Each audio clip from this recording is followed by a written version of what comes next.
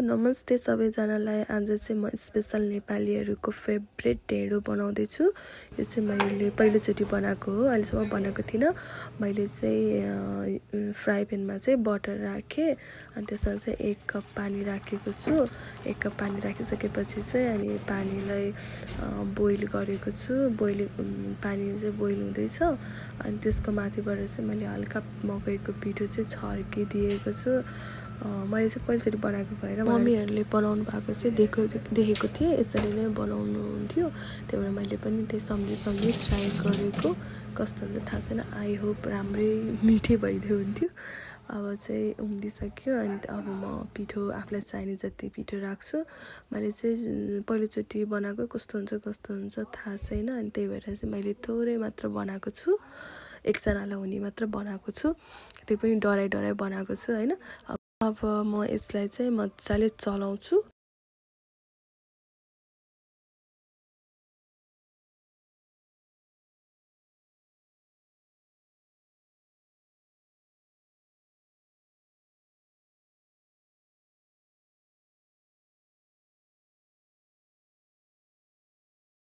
यसलाई मजाले चलाएँ हल्का गिलो जस्तो लाग्यो अनि मैले चाहिँ माथिबाट थोरै मात्र पिठो राखेको छु। अब यसलाई मजाले मस्काउँछु म।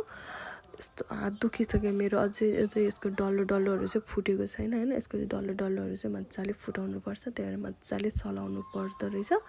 हातै दुख्यो।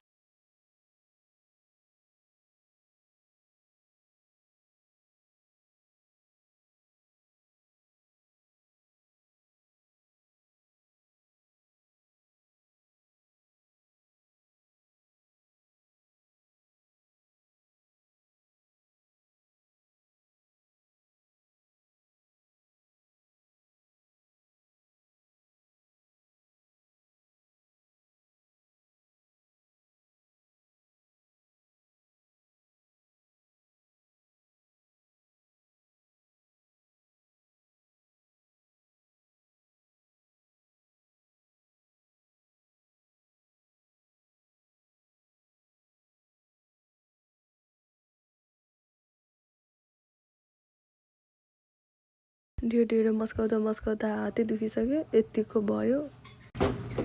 पिठोको यो डल्लो मार्नुपर्छ क्या।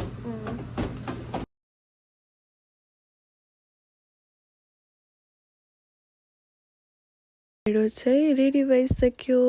हामीले कसरी थाहा पाउँछ भने ढेँडो चाहिँ रेडी भइसक्यो, त्यो मजाले डल्लो परेको छ नि त, फ्राई प्यानमा पनि टाँसेको छैन।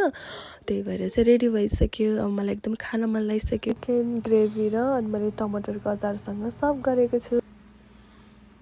कस्तो भयो?